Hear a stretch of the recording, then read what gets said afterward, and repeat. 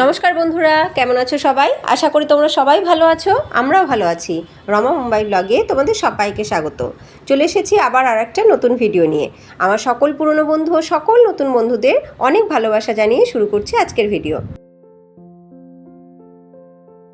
6:30 বাজে ঘুম থেকে উঠলাম। ছেলে এখনও ঘুমোচ্ছে, বরাবরই একটু লেট করে ওঠে। তার উপরে এখন সামার ভ্যাকেশন চলছে। বর যখন বাড়িতে ছিল, সাথে ছিল, তখন সে 6:45 ঘুম থেকে উঠতাম। ওর অফিসে রান্না করে দিতে হতো, 7:30টার মধ্যেও বেরিয়ে যেত। আর এখন তো সেও সাথে নেই, বাড়িতে নেই, আর ছেলেরও সামার ভ্যাকেশান চলছে, তাই আমারও উঠতে একটু লেট হয়ে যায়, মানে ওই একটু লেট করে উঠি। যাই হোক, 6:30টার সময় উঠে আগে জানলা দরজাগুলোকে খুলে দিই, বাইরের ঠান্ডা হাওয়াটা ঘরের ভেতরে ঢুকুক। জানলাগুলোকে খুলে দেওয়ার পরের কাজ হচ্ছে দরজা খুলে, মানে মেইন ডোরটাকে খুলে ঘরের বাইরে একটু জলের ছিটা দেওয়া। এটা মা শিখিয়েছে, সে ছোট্টবেলা থেকে মাকে এটা করতে দেখেছি। সকালবেলা সমস্ত কাজের মধ্যে কিছুটা সময় নিজের জন্য বরাদ্দ করে রাখি। এক্সারসাইজ প্রতিদিন মাস্ট করতেই হবে, এটা আমার ডেইলি রুটিনের মধ্যে রয়েছে। আমি ফ্রেশ হয়ে চলে এসেছি এবার ছাদে। ছাদের একটা চাবি আমার কাছে থাকে বরাবরই, আমি মর্নিং ওয়াক করতে আসি। তো দেখো, এবার আমার মর্নিং ওয়াক স্টার্ট হয়ে গেছে। আমাদের হোমমেকারদের কাজের কোনো শেষ নেই, আমাদের সারা দিনই কাজ, কিন্তু তার ভেতরে নিজেকে একটুখানি সময় দিতেই হবে। নিজেকে আগে ঠিক থাকতে হবে। আমি এটা বরাবর বলি, আগে নিজে ঠিক থাকো, নিজে আনন্দে থাকো, খুশিতে থাকো, তাহলে অন্যকে ভালো রাখতে পারবে এবং আনন্দে রাখতে পারবে। তাই সকালবেলাটা নিজের জন্য কিছুটা সময় অবশ্যই রাখবে, যার যেরকম সময় হয় আর কি। কোনো কাজ আছে যেটাকে ইমিডিয়েট করতেই হবে, সেটাকে করে তারপরে নিজের জন্য সময় বার করো, বা আগে নিজের জন্য সময় দিয়ে তারপরে সব কাজে হাত দাও। যার যেরকম সুইটেবল মনে হয় সে সেই রকমভাবে নিজের জন্য সময় কিন্তু অবশ্যই বার করে নাও। মোবাইলে টাইমার সেট করে পাক্কা 30 মিনিট হাঁটি। তো আমার আজকের মতন হাঁটা শেষ। এবার আমি ঘরে চলে আসলাম। ঘরে এসে একটুখানি যোগাসন আর প্রাণায়াম করে আজকের এক্সারসাইজ কমপ্লিট করব।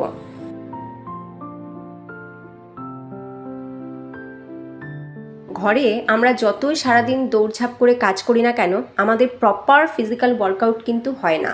তাই আমাদের প্রপার ফিজিক্যাল ওয়ার্কআউটের জন্য প্রতিদিন নিয়ম করে 15 মিনিট হোক বা 20 মিনিট বা 30 মিনিট প্রপারলি এক্সারসাইজ করা ভীষণ প্রয়োজন। সুস্থ থাকার জন্য এক্সারসাইজের বিকল্প কিছু নেই। ফিজিক্যাল ওয়ার্কআউট না হলে আমরা ফিজিক্যালি সুস্থ থাকতে পারবো না।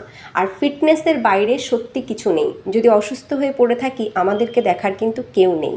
তাই আমাদেরকে আগে সুস্থ থাকতে হবে, তারপরেই আমরা অন্য সবাইকে সুস্থ রাখতে পারবো। সকালবেলার এই কিছুটা সময় ম্যাজিকের মতন কাজ করে, শরীরে আলাদা এনার্জি থাকে, সমস্ত কাজ খুব সুন্দরভাবে হয়ে যায়। যারা করো তারা তো জানো, যারা করো না আজ থেকে স্টার্ট করো, 15 মিনিট করো, কিন্তু স্টার্ট করো। তারপরে দেখো তোমাদের লাইফ কীরকমভাবে চেঞ্জ হয়ে যায়। সারাদিন কতটা স্ফূর্তিতে, কতটা এনার্জিতে কাটে। এক্সারসাইজের পরে নিজে একটুখানি ফ্রেশ হয়ে নিই, কারণ ভীষণ ঘেমে থাকি। তো এবার ফ্রেশ হয়ে চলে এসেছি বেডরুমে। দেখো ছেলেও উঠে গেছে আমার। এইবার আমি বিছানাটাকে আগে গুছিয়ে নেব। বিছানাটা গোছানো হয়ে গেলে একটা বড় কাজ কিন্তু মিটে যায়। কোনো হেল্পিং হ্যান্ড ছাড়াই একা সব কাজ সামলাই, তাই একটুখানি টাইম ম্যানেজমেন্টটাকে খেয়াল রাখি। সময়ের দিকেই আগে নজর রাখি, কারণ সময় কারোর জন্য বসে থাকে না, আমাদেরকে সময়কে তোয়াজ করে চলতে হয়। ঘড়ির কাঁটার দিকে সব সময় নজর রেখে যদি কাজ করি, তাহলে কিন্তু কাজ সত্যি খুব সুন্দরভাবে গুছিয়ে হয়ে যায়। এই দেখো, বাবাই ঘুম থেকে উঠে তো গেছে, কিন্তু তার ঘুম এখনও ভাঙেনি। এসে ব্যালকানিতে বসেছে। বিছানা পরিষ্কারের পরে এইবার আমার আর একটা গুরুত্বপূর্ণ কাজ হচ্ছে আমার গাছেদেরকে জল দেওয়া। এটা ওই একটু আগে পরে হয়, কোনো দিনও আগে দিই, তারপরে বাবাই উঠে বিছানা গোছাই, কোনো দিনও বাবাই উঠে গেলে বিছানা গুছিয়ে তারপরে গাছে জল দিই। এইবার আমি গাছে জল দেবো। দেখো আমার গাছগুলো কি সুন্দর হয়েছে, নয়নতারা ফুলে ভরে গেছে আমার ব্যালকানি।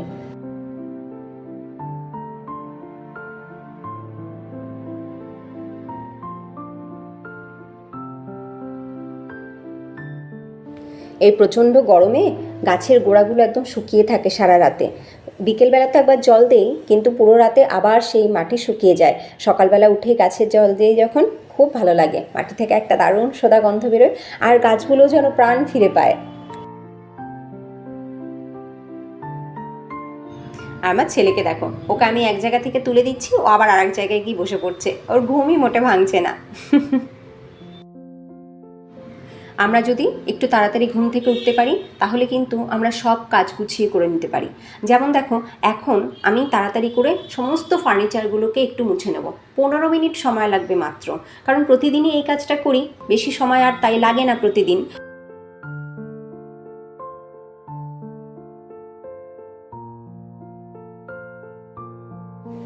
ঘরে হাওয়া বাতাস ঢোকার সাথে সাথে ফ্রিতে তো ধুলোও চলে আসে। এবার এই ধুলোগুলোতে তো জমতে দেওয়া যাবে না, প্রতিদিনই আমি একটুখানি এইভাবে পরিষ্কার করে নিই ঝাড় দেওয়ার আগে। মাত্র 15 মিনিটে সমস্ত ফার্নিচার কিন্তু একদম পরিষ্কার হয়ে যায়।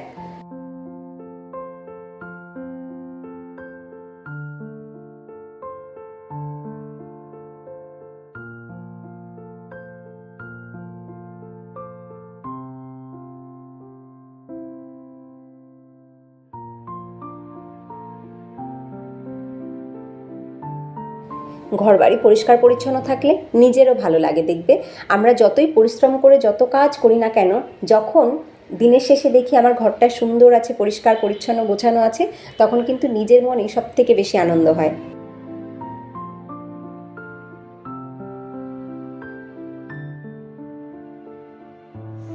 বেডরুম, কিচেন, ড্রয়িং রুম সব জায়গার সমস্ত ফার্নিচারগুলোকে আমি প্রতিদিন মাত্র 15 মিনিটে এরকমভাবে ডাস্ট ক্লিনিং করে নিই।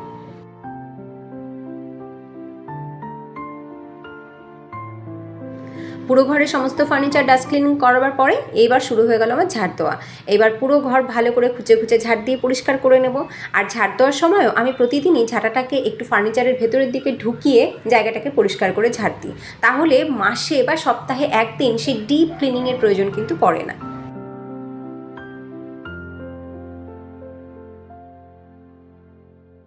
বাবাইয়ের ঘুম বোধহয় এবার প্রপারলি ভেঙেছে। এইবার সে ব্রাশ করা শুরু করেছে। ফ্রেশ হয়ে ও বসে যাবে ও ড্রয়িং করতে। এই দেখো, বাবাই ফ্রেশ হয়ে চলে এসেছে ড্রয়িং করতে। আমাকে কাজের মাঝে মাঝে ওকে একটু ড্রয়িংয়েও হেল্প করতে হচ্ছে। ওর পাপা থাকলে পাপাই করতো, এখন পাপা যেহেতু নেই সাথে কাছে, তাই আমাকেই করে দিতে হচ্ছে। ও ড্রয়িং করছে আর আমি এদিকে ব্রেকফাস্ট বানিয়ে নিয়ে চলে আসলাম। আজকে বানালাম চিড়ের পোলাও। আমি প্রতিদিন সকালবেলাতেই চেষ্টা করি একটু শর্টকাটে ব্রেকফাস্টটা বানাতে, কিছু হেলদি টেস্টি অথচ শর্টকাটে তৈরি হয়ে যাবে এরকম খাবারই আমি চুজ করি সকালে।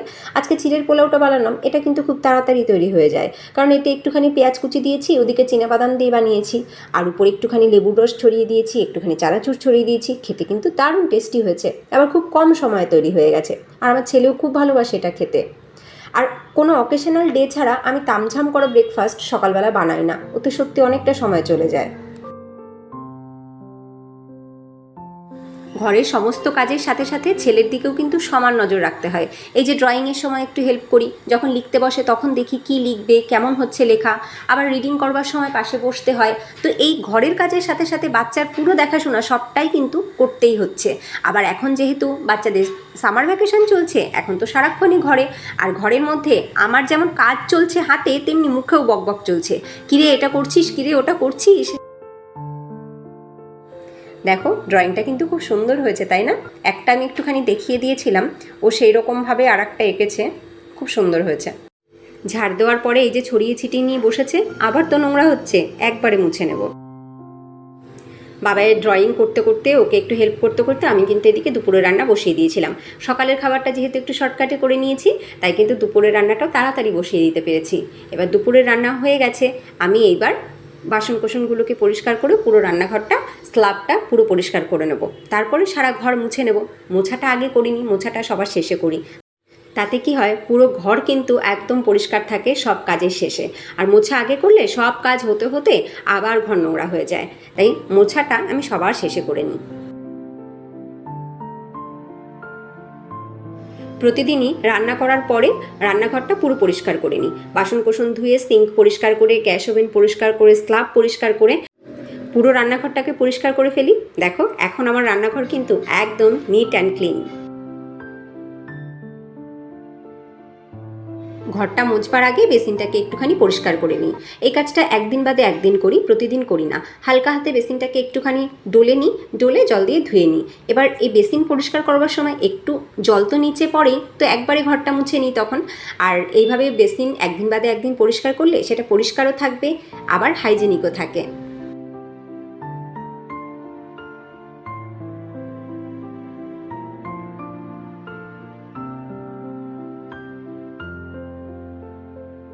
শুকনো ন্যাকড়া দিয়ে ট্যাপটাকে একটুখানি মুছে নিলাম, এতে করে ট্যাপে কোনো শুকনো জলের দাগ থাকে না। হয়ে গেল বেসিন পরিষ্কার করা।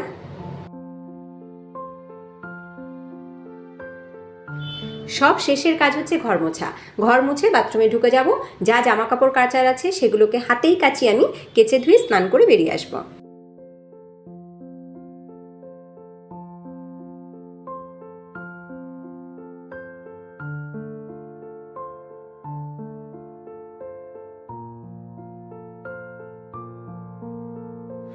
এবার পুজোও করে নিলাম আমি, আমার সমস্ত কাজ হয়ে গেছে। সকালবেলাটা যদি আমরা একটু আর্লি মর্নিং ঘুম থেকে উঠতে পারি, তাহলে নিজেকে সময় দিয়েও আমরা সমস্ত কাজ সুন্দরভাবে গুছিয়ে করে উঠতে পারি। তাই সকালবেলা ঘুম থেকে ওঠার অভ্যাসটা একটু আর্লি মর্নিং করতে হবে। এইবার আমি আর বাবাই লাঞ্চ করতে বসে যাচ্ছি। আজকে করেছি এগ পোলাও। এগ পোলাও কিন্তু খেতে খুব টেস্টি হয়, আমি বাবাই আমরা দুজনেই খুব ভালোবাসি এটা খেতে। এগ পোলাও আর তার সাথে করে নিয়েছি একটুখানি স্যালাড। এটা দারুণ টেস্টি, ওয়ান অ্যান্ড অনলি মিল। এর সাথে অন্য কোনো সাইড ডিশের দরকার নেই। এই খাবারটা নিজেই কিন্তু দারুণ টেস্টি।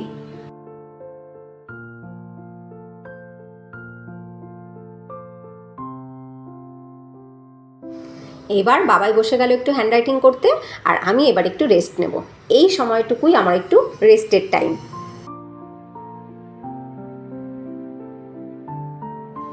বাবাইয়ের লেখা হয়ে যাওয়ার পরে এইবার আমরা মা ছেলেতে বসে গেছি টিভি দেখতে। আমরা এখন কিছু সময় একটুখানি টিভি দেখবো, মানে বিকেল সন্ধে হওয়ার আগে আর কি। এই সময়টাই হচ্ছে আমাদের টিভি দেখা, মোবাইল দেখার সময়। সারাক্ষণ ঘরের মধ্যে কি আর ভালো লাগে? বাইরেরও তো কিছু কাজ থাকে, তো বাইরের কাজগুলো কখন করি? এই বিকেলবেলাটা। এই বিকেল, এখন সন্ধে হয়নি, এখনও সন্ধে হবে হবে করছে আর কি।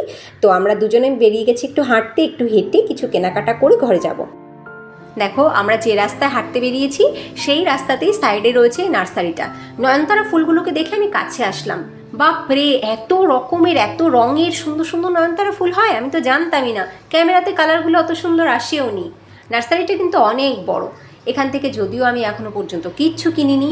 হ্যাঁ, এখান থেকে যেটা কিনেছি সেটা হচ্ছে গিয়ে আমার ওই যে জলের মটকাটা কিনেছিলাম মাটির, সেটা এখান থেকে কিনে নিয়ে গেছিলাম। এইবার কটা টুকটাক জিনিস আমার নেওয়ার আছে, সেইগুলো কিনে নেব। দেখো, কিনছি ধূপকাঠি। রাস্তারই পাশে বসে থাকা এই মাসির থেকে ধূপকাঠিটা নিচ্ছি। আসলে এদেরও একটু হেল্প হয়, ছোট ব্যবসা, তাই আমার ভালো লাগে এদের থেকে কেনাকাটা করতে।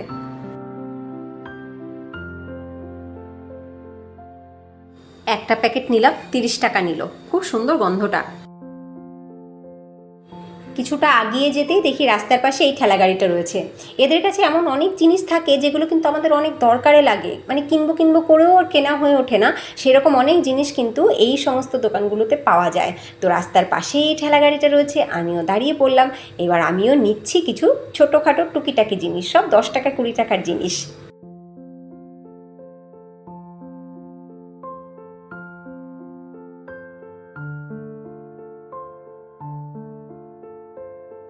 ঘরে যদি কেউ না থাকে একটুও হেল্প করবার মতন, তাহলে কিন্তু নিজেকেই সময়টাকে ঠিক করে নিতে হয় কখন কোন কাজটা করব।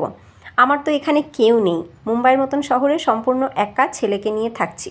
তো আমাকে সময়টা খুব ভালোভাবে ম্যানেজ করতে হয়।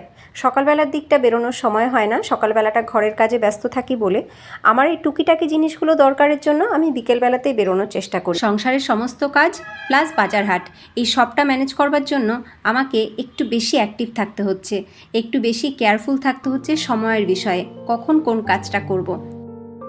আর সবই আমি খুব গুছিয়ে করে উঠতে পারছি শুধুমাত্র টাইম ম্যানেজমেন্টের জন্য। এখন দুধ নিয়ে আসলাম, একটু আম কিনে নিয়ে আসলাম, তার সাথে নিয়ে এসেছি খুব দরকারি ধূপকাঠি। ধূপকাঠিটা ফুরিয়ে গেছিলো, তো এইগুলোর জন্যই কিন্তু বেরিয়েছিলাম আমি। আর তার সাথে অন্য কিছু দরকারি জিনিসও চলে আসলো ঘরে। হাত মুখ ধুয়ে সন্ধ্যাবাতিও দেখিয়ে নিলাম আমি। এইবার যাব কিচেনে। চলে এসেছি কিচেনে, এবার রাতের খাবার বানাবো। তো আজকে বানাবো একটুখানি বিটরুট পরাঠা। তো দেখো, প্রথমে আমি সিদ্ধ আলু নিয়েছি, তার সাথে নিয়েছি বেশ কিছুটা পেঁয়াজ কুচি, আর তার সাথে নিয়েছি কুচনো বিটরুট। ওটাকে একটুখানি কালো জিরে, একটু সামান্য তেলে একটু নাড়াচাড়া করে ভেজে নিয়েছিলাম। এইবার ওর সাথে মিশিয়ে নিয়েছি আমি পরিমাণ মতন লবণ, তার সাথে একটু আজওয়াইন, একটুখানি শুকনো লঙ্কার গুঁড়ো আর একটু জিরে গুঁড়ো। ব্যাস এই দিয়ে খুব ভালো করে আমি মশলাটাকে বানিয়ে নিলাম। এইবার আটা আমি আগে মেখে রেখে গেছিলাম, এবার সেই আটার মধ্যে আমি এই বিটরুটের পুরটাকে ভরবো।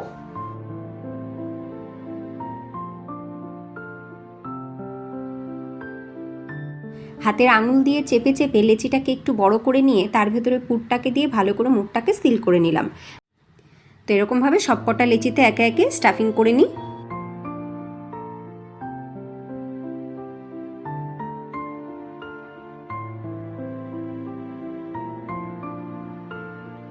সবকটা লেচিতে পুর ভরার পরও এইটুখানি পুর রয়ে গেছে। তো এইটুকুকে কী করব, হাতে একটুখানি গোল্লা পাকিয়ে নিয়ে একটু চ্যাপটা মতন করে নিয়ে এগুলোকে টিকিয়া বানিয়ে নেব। বিটরুট খাওয়া তো আমাদের জন্য খুবই উপকারী, খুবই ভালো, কিন্তু ছেলেকে তো বিটরুটটা খাওয়াতে পারছি না, ও তো দেখেই খাবে না। তো ওকে কী করে খাওয়াবো, তার জন্যই আমি আজকে বিটরুট পরাঠা বানাচ্ছি। তো আলুটাও আছে এর সাথে, বিটরুটটাও আছে, খেতে কিন্তু খুব ভালোই লাগবে। আর আমার ছেলে লুচি পরাঠা এগুলো খুব ভালো খায়। তো পরাঠা বানিয়ে দিলে ও কিন্তু জানবেও না কিসের তৈরি, ওর খেতেও খুব ভালো লাগবে, বিটরুটও খাওয়া হয়ে যাবে।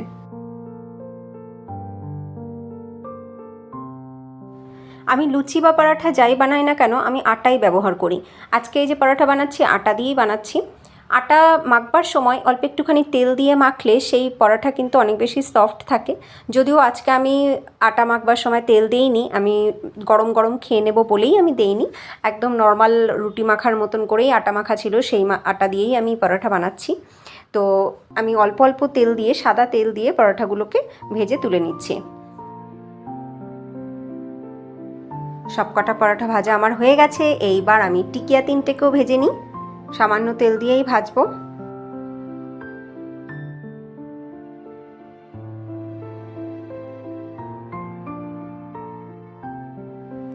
আমরা খেতে বসে যাচ্ছি। আমার ছেলের কাণ্ড দেখো, উফ, গরম বলে বেচারা রেগে যাচ্ছে। এইবার আর একটা মজা দেখো, যেই টমেটো কেচাপ দিলাম অমনি তার এক্সপ্রেশন চেঞ্জ হয়ে গেল। দেখো, টমেটো কেচাপ দেখেই তার এক্সপ্রেশন পুরোপুরি চেঞ্জড। এইবার আমরা গরম গরম পরাঠা টমেটো কেচাপ দিয়ে এনজয় করব।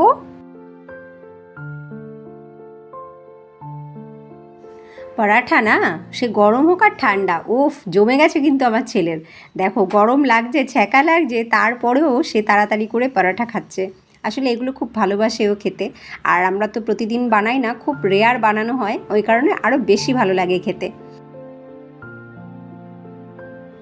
খাওয়া হয়ে যাওয়ার পরে যে কটা এঁঠো বাসন হবে, সে বাসন কটাকে ধুয়ে জায়গাটা একটুখানি পরিষ্কার করে নিয়ে হাত মুখ ধুয়ে আমরা শুয়ে পড়ব। বরের সাথে একটুখানি ফোনে কথা বলে নেব। এইরকমভাবেই একের পর এক দিন কেটে যাচ্ছে, বরকে ছাড়া, পরিবারের সবাইকে ছাড়া। সকাল থেকে রাত এইরকমভাবেই ঘর সংসার আর ছেলেকে নিয়ে কাটছে আমার দিন। এই ভিডিওটা তোমাদের কেমন লাগলো তোমরা কিন্তু অবশ্যই জানিও। যদি ভালো লাগে অবশ্যই লাইক করো, আর নতুন বন্ধুরা যদি তোমাদের ভালো লাগে তাহলে লাইক করে সাবস্ক্রাইব করে আমাদের সাথে থেকো, পরিবারের সদস্য হয়ে থেকো। দেখা হবে নেক্সট ভিডিওতে। টাটা।